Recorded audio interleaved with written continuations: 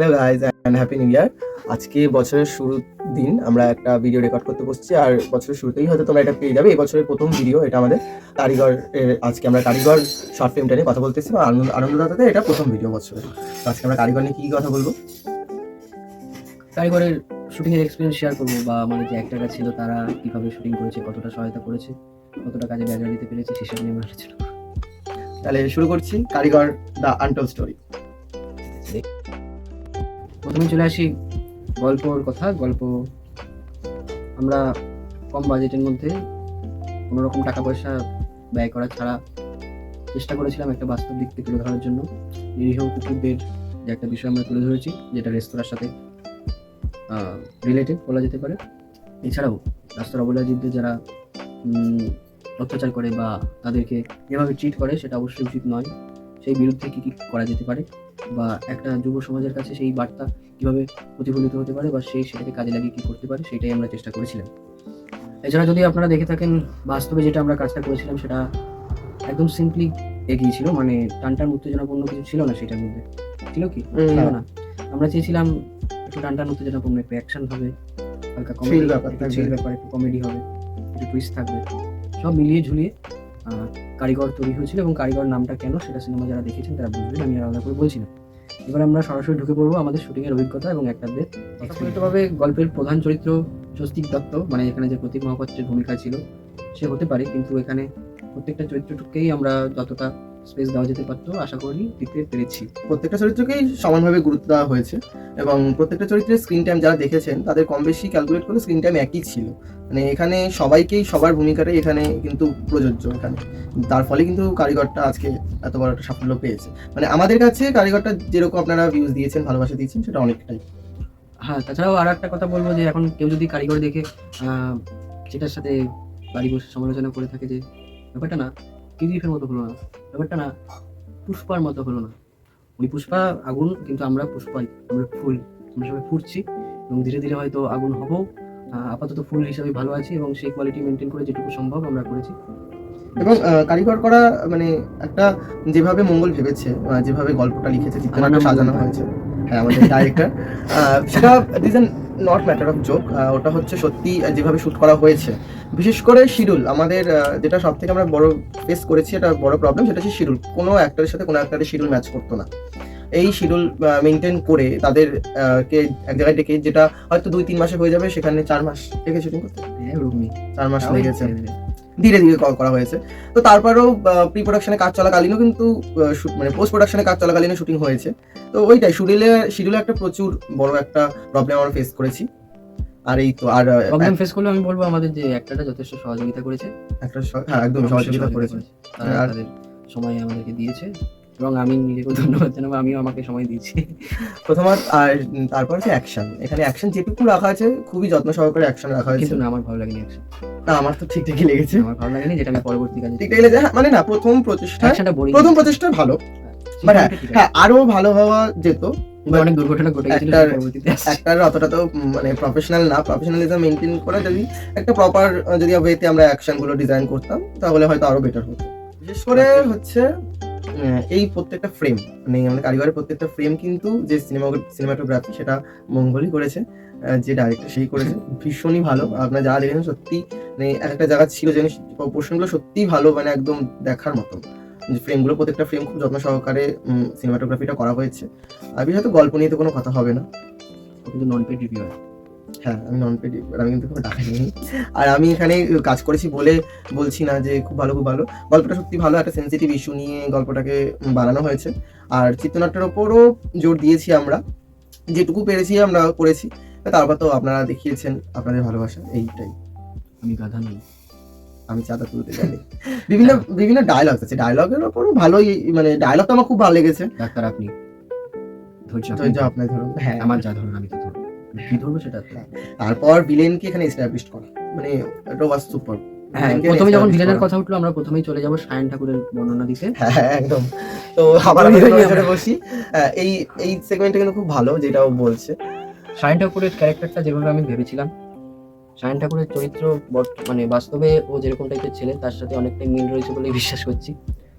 তবে ও খেটেছে, ও খেটেছে, মানে প্রচুরই খেটেছে। মানে ও পুরোটাই পুরোটাকে আর কি শ্যুট বলে ভাবিনি, ওই লাথি মারা থেকে শুরু করে লাথিগুলো সত্যিকারের মেরেছিল।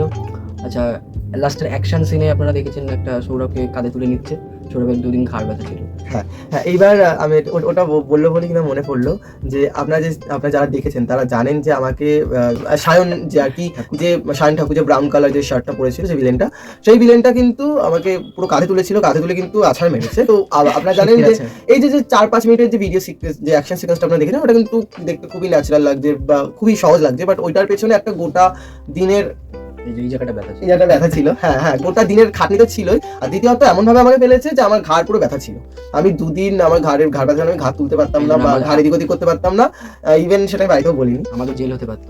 আমার ঘাড় প্রচন্ডই ব্যথা ছিল, ঘাড় ফর্চুনেটলি কমে গেছে। তো ওইটা এই শুটিং এর অনেক ব্যাপার হচ্ছে, অনেকের ক্ষতি হয়েছে। ইভেন সায়ন ঠাকুরও মানে এক একটা পড়ার সিনে ও 3-4 বার করে পড়েছে, তাই না?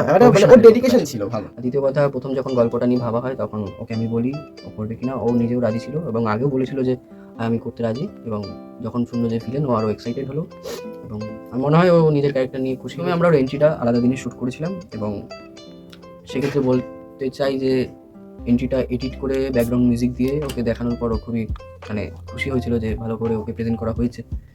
তাছাড়া আমি গল্প লেখার সময় ভেবেছিলাম ও ক্যারেক্টারটাকে একটা সাইকো মতো করবো, কিন্তু আদতে তারপর আইডিয়া করে দেখলাম যে আমি যদি ক্যারেক্টারটাকে ও যেরকম সেরকমই যদি দেখাই, তাহলে আমাকে ওকে একটি কাজ করতে অনেক সুবিধা হবে। মানে কখনো সাইকো, কখনো শিয়ানা পাগল, কখনো হেভি বুদ্ধিমান। যেমন একটা ডায়লগ লাস্ট মোমেন্টে মনে আছে, এই যে যখন তুই ডায়লগটা দিচ্ছিস যে যতই ঘুরে ওরা রাতে নেতাই দাঁড়াতে, কারণ ওরা নেতাদার কি ঘড়ির দোকান আছে। হ্যাঁ, ওকে তারপর বিস্কুটের ব্যাপার হয়েছিল, ওকে বিস্কুটের ব্র্যান্ড অ্যাম্বাসেডর, মানে ও ইনস্ট্যান্ট, মানে ও নিজের একটা ক্যারেক্টার ইনস্ট্যান্ট ও ডায়লগ বানিয়ে নিয়েছিল। তবে হ্যাঁ, এই স্ক্রিপ্ট বা ডায়লগ আমি দেখলেও এই পার্টগুলো সায়ন ঠাকুর নিজের বুদ্ধিতে। এটা কিন্তু আজকে রিভিল হলো। আর আরেকটা রিভিল করতে চাই আজকে, যে আপনারা যে দেখেছেন সায়ন ঠাকুরের পাশাপাশি আরেকটি যে পার্পল কালার শার্ট পরা ছিল, কি নাম সংকল্প। মেইন ভিলেন আপনি দেখেছেন সংকল্পকে, বাট সংকল্পকে সাইডে রেখে সংকল্পের যে অ্যাসিস্ট্যান্ট, ও তো সংকল্পের অ্যাসিস্ট্যান্ট আছে, কিন্তু এখানে কিন্তু ফরচুনেটলি চিত্রনাট্য পুরো ঘুরে গেছে, মানে এটা শুটিং এর সময়তেই হয়েছে। এখানে আমি আসছি ঘোরা যাওয়ার ব্যাপারটা। প্রথমে একটা চিত্রনাট্য আমি লিখি, সেখানে সংকল্পর যে রোলটা করার কথা ছিল ওটা ছিল ঐক্যজিৎ নন্দী, তার একজন অভিনেতা করার কথা ছিল, সেও আছে গল্পে এবং সময় নিয়ে বিভিন্ন রকম এদিক ওদিক হয়, বললাম যেটা শিডিউলের যেটা ব্যাপার ছিল। তারপরে চিত্রনাট্য অনেকবার বদলেছে, আমাদের অনেকের চক্রবর্তী যে নিতাইদার চরিত্রে অভিনয় করেছে। আমি যখন শুনলাম যে ঐক্যজিৎ চরিত্রটা করতে পারছে না, আমি নিতাইদার জন্য একটা সেপারেট একটা অ্যাকশন সিন ভেবে রেখেছিলাম, নিতাইদার লুঙ্গি পরে মারামারি করছে। কিন্তু যখন সময় এগিয়ে গেলো, নিতাইদার সময় হলো না, যে কোনো কারণেই হোক সময় ম্যাচ করেনি, আবার আমাকে চিত্রনাট্য বদলাতে হলো, সংকল্পকে নিয়ে আবার লিখলাম নতুন করে। তারপর যখন দেখলাম যে সংকল্প সবাই চলে এসছে, সবার সময় হয়ে গেছে, তখন দেখলাম যে নিতাইদার সময় হচ্ছিল না, সেই নিতাইদারও সময় হয়ে গেছে, নিতাইদার শুটিং দেখতে চলে এসছে। এইভাবে অনেকটা ঘুরেছে চিত্রনাট্য, বারবার চেঞ্জ হয়েছে। হ্যাঁ, প্রথমে আমি বলবো একটা চিত্রনাট্য প্রথমে একদম প্রাথমিক ভাগে যেটা লিখেছিলাম সেটা পরবর্তীকালে চেঞ্জ করলাম বুমেরাং সিনেমাটা দেখে এসে, মনে আছে? ওটা সিনেমাটা দেখে আমার মনে হলো যে কমেডির দিকটা একটু কিছু ভালো করা যেতে পারে, বা নতুন ডায়ালগস অ্যাড হলো, আরো কিছু পলিটিক্যাল ডায়ালগস অ্যাড হলো। আর বিশেষ করে এখানে মেইন ভিলেন কিন্তু সংকল্প, কিন্তু এমন ভাবে ওটা অ্যাকশন সিকোয়েন্সটা হয়েছে যেখানে সংকল্প মেইন ভিলেন সে হেরে গেছে, মেইন ভিলেন সে অ্যাসিস্ট্যান্ট হয়ে গেছে, আর যে অ্যাসিস্ট্যান্ট ভিলেন সে হচ্ছে মেইন ভিলেন হয়ে গেছে, সায়ন ঠাকুর হচ্ছে মেইন ভিলেন হয়ে গেছে সংকল্পকে সাইড করে। এই জায়গাটা স্ক্রিপ্টটা আরো স্ট্রং হতে পারতো, কিন্তু ওই ক্যাচাল যেহেতু একটা হয়ে গেল, সেই জন্য আমার আর সেই ইন্সপিরেশনটা আমি পাই। এবার ঐক্যজিৎ যদি প্রথম থেকে, মানে ঐক্যজিতের জন্য ক্যারেক্টারের নাম কি? ওর ক্যারেক্টারের নামটাই তো ছিল প্রথমে সংকল্পর ক্যারেক্টার মহারাজ। এখানে হ্যাঁ, আর একটা কথা, ঐক্যজিৎ নন্দী যে ছিল, যেটা সংকল্প চরিত্রটা করার কথা ছিল, যেহেতু ওকে আমি কথা দিয়ে দিয়েছিলাম যে ও রয়েছে সিনেমা এবং ও আগ্রহী ছিল, যদিও সময় কারণে হয়ে উঠছিল না, তাই ওরও একটা ছোট ক্যামিও আমি ঢুকিয়ে দিয়েছি এখানে নিতাইদার মাধ্যমে। যে নিতাইদা বলছে যে তুই একা যাস না, আমি নীলকে পাঠাচ্ছি, সে নীল এই ক্যামিও হিসেবে আসে। নীল কিন্তু সংকল্প ক্যারেক্টারটা মানে মেইন ভিলেন হওয়ার কথা ছিল, তার জন্য কিন্তু তার জন্যই পুরো চিত্রনাট্য কিন্তু 360 ডিগ্রি ঘুরে গেছে মতো। তাই তো এইটুকুই। এবার চলে আসি স্বস্তিক দত্ত, আমাদের যে প্রধান চরিত্র। ভিলেনদের আগে সরিয়ে দিলাম আমরা, ভিলেন সরে গেছে, ভিলেনদের আমরা কেটে দিয়েছি। এবার আমরা এসেছি আমাদের প্রধান চরিত্র স্বস্তিক দত্ত, যে এখানে প্রতীক মহাপাত্রের চরিত্রে অভিনয় করেছে। তো ওর অ্যাক্টিং সত্যি কথা বলতে অনেক ম্যাচিওর হয়েছে বাস্তবের তুলনায়, এবং ওকে যেভাবে বলেছি, ওকে শুটিংয়ের আগে আমি কিছু সিনেমা দেখেছিলাম, সৃজিত মুখার্জির সিনেমা দশম অবতার, 22শে শ্রাবণ, সেই ক্যারেক্টারগুলো আমি ওকে দেখিয়েছিলাম এবং যতটুকু পেরেছে রপ্ত করেছে, ও নিজের মতো করে করার চেষ্টা করেছে এবং আগ্রহী ছিল, তাই কাজটা নেমে এসছে। এত কিছু বলা আছে স্বস্তিক কিন্তু বললাম না, স্বস্তিক হচ্ছে মানে ওকে ওকে দিয়ে অ্যাক্টিংটা করানো মানে এমন এমন জায়গায় হতো যেটা একটা ডায়লগ কিন্তু ওই ডায়লগটা বলতে গিয়ে 5 মিনিট লেগে যাচ্ছে।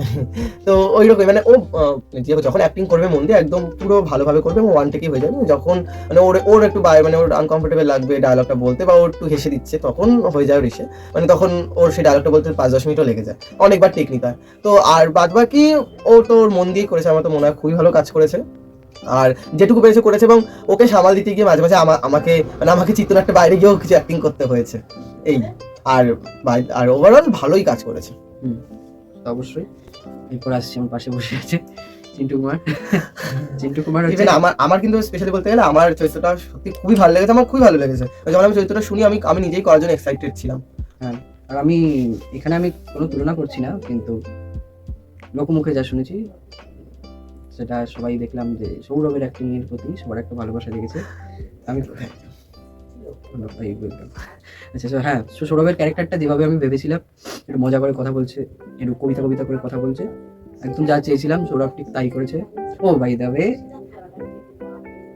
মারামারির সিনে যতদূর আমার মনে পড়ছে একটা টাইম এসেছিল যখন সৌরভের একটা সময় সমস্যা হয়েছিল, হয়তো ভেবেছিলাম যে সৌরভ অ্যাকশনে থাকবে না, কিন্তু সৌরভ অ্যাকশন সিন করার জন্য সেই যাওয়াটা বাতিল করে দেয় এবং সৌরভ অ্যাকশন সিন করতে উপস্থিত হয়। হ্যাঁ, আমি উপস্থিত করতে এসে সৌরভের 2 দিন ঘাড়ে ব্যথা। আমি আবার আরেকটা শিডিউল ছিল সেদিন, আর যাওয়ার কথা ছিল, আমি সামহাও সেদিন ব্যস্ত ছিলাম। বাট সেদিনটা আমি শুধু অ্যাকশন সিকোয়েন্স মানে অ্যাটেন্ড করবো বলেই আমি বলেছিলাম আমি দেখবো, আমি থাকতে চাই, আমাকে রাখতে হবে, আমি থাকবো। তো তারপর দেখলাম ওই বললো যে না তোর মাঝে পার্ট আছে, যে কিছু কিছু পার্টে মানে আমি বেশিরভাগ অ্যাকশন সিনে বেশিরভাগই মানে অজ্ঞান হয়েছিলাম, বেশিরভাগই পড়েছিলাম অ্যাকশন সিনে। মানে আমি যদি নাও থাকতাম তাহলে আমি দাঁড়িয়ে থাকতাম, কিন্তু আমি অ্যাকশন সিনতে আছি, আমি বেশিরভাগই অজ্ঞান হয়ে পড়েছিলাম। আর একটা দুটো সিনে আমার মনে আছে ডায়লগ বলেছিলাম না, এটুকুই। আমার কিছু করার ছিল না। আর হ্যাঁ, দু একবার ওই সায়নকে মারার একটা সিন ছিল। আমার কিছু করার ছিল না, আমাকে সবাই পাগল করে দিয়েছিল, কারণ এ বলছে আমার হবে না, ও বলছে আমার হবে না, এ বলছে হবে, আবার বলছে হবে না, আবার বলছে হবে, আমি কোথায় যাবো, আমার কি হবে, তার জন্য একটু এদিক ওদিক হয়েছে। আচ্ছা, চেজিং সিনে একটা জিনিস ইম্পর্টেন্ট কথা বলবো, পড়ে যাওয়ার সিনটা, সৌরভের চশমা পড়ছিল না, চশমার শুট এটাও বলতে হবে, পড়ে গেলে চশমাটা পড়ছে না।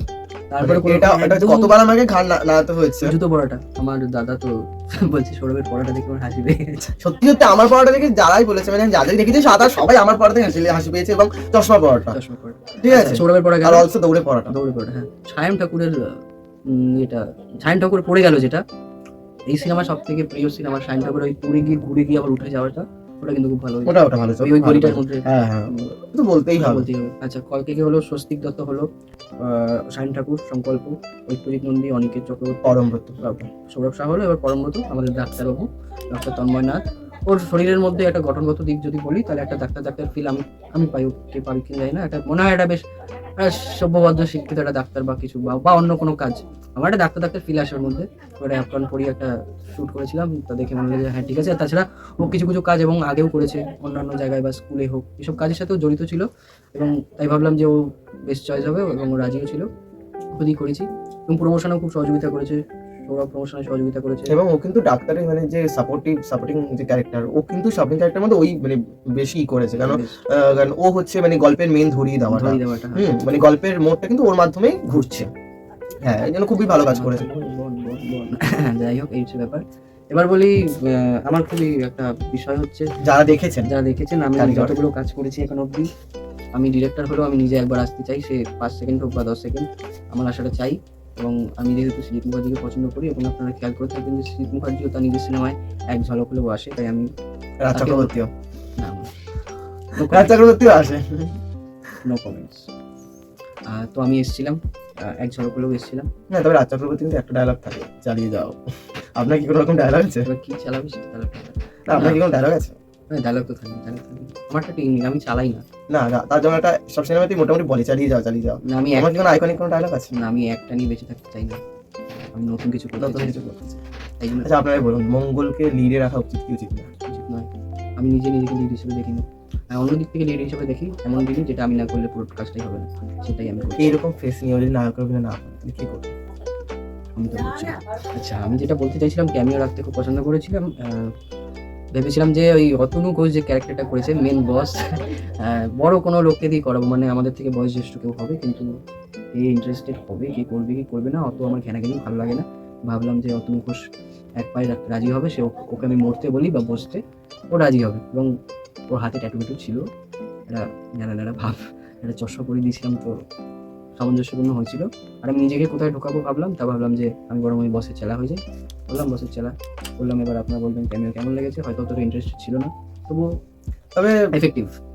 হ্যাঁ, যেটুকু পোর্শন ছিল আপনারা হয়তো সবাই কারিগর 2 হলে একটু কি হবে সেটা অবাক হবে। আপনারা কারিগর 2 তে ওর কতটা প্রেজেন্স আছে, ও কিভাবে নিজেকে কাজে লাগাচ্ছে, নিজের চরিত্রটা ইউটিলাইজ কিভাবে করছে, সেটাই তো দেখার বিষয়। এটা অবশ্যই। আচ্ছা, ব্যাকগ্রাউন্ড মিউজিক এবার আমি করেছি এবং আমি সন্তুষ্ট। এডিটিং ও করছে। হ্যাঁ, এবং যদি বলি সহযোগী পরিচালক হিসাবে এখানে সৌরভের নাম তথাকথিতভাবে না থাকলেও ওর কাছ থেকে যথেষ্ট সেই দিক থেকে অনেক সহযোগিতা পেয়েছি। যেমন ফার্স্টের ইন্ট্রো সিন যেটা আছে, সেই আইডিয়াটা সৌরভেরই দেওয়া। এবং আপনারা খেয়াল করে থাকবেন, শিল্প নির্দেশনা সৌরভ সাহা। যেমন ওই কুকুরের হাত বানানো থেকে শুরু করে খিচুড়ির নাকি খাবারের প্যাকেট, নিউজ পেপার মেকিং, সেই সব সৌরভ সাহা। সেগুলো বলা আছে, অবশ্যই কতটা খেয়াল করেছে আমি জানি না, সেগুলো অবশ্যই বলা আছে। সেই কাজগুলো সৌরভ সাহাই করা। তো এই হচ্ছে ব্যাপার। কারিগর হলো, সামনের বার সব কিছু ঠিকঠাক করে গুগলি নিয়ে আসছি। এবং এই বছর না, আগের বছর কারিগরের যে ভুলগুলো হয়েছিল, এবছর আমরা গুগলিতে আবারও সেই ভুলগুলোকে শুধরে নিয়ে নতুনভাবে ফিরে আসতে চাইছি। তো এই বছরের মতো আগের মানে কারিগরের মতোই একই সহযোগিতা পাবো বলে আশা করছি। আরও একটা কথা বলে রাখি, কারিগরের পরও আমরা আরও দুটো ছোটো ছোটো কাজ প্রকাশ করেছিলাম, দেখা হয় তবু কথা হয় না। গল্পটা সৌরভের লেখা ছিল, তো সেটাও দেখলাম লোকজন দেখেছে। সেটা অবশ্য আমি প্রমোশন করিনি এখন, প্রমোশন ছাড়াও ভালো রেসপন্স এসেছে, কিন্তু কারিগরের মতো হয়নি।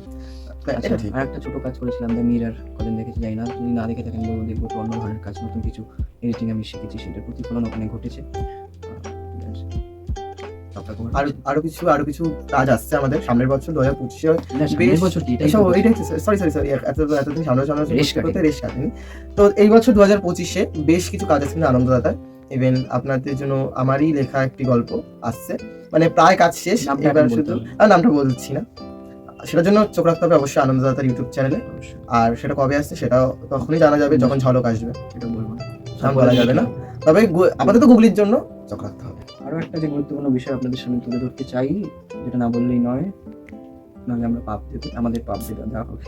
আমাদের কুকুররা আমাদের খুব সহযোগিতা করেছে, আমার পাড়ারই কিছু কুকুর, এবং তাদের অবশ্যই কিছু নির্দিষ্ট নাম আছে: হাতি, হেলিকপ্টার, প্যারালাইসিস, তিলক, চন্দন, চিংড়ি এবং গবলুর কুকুর লুসি।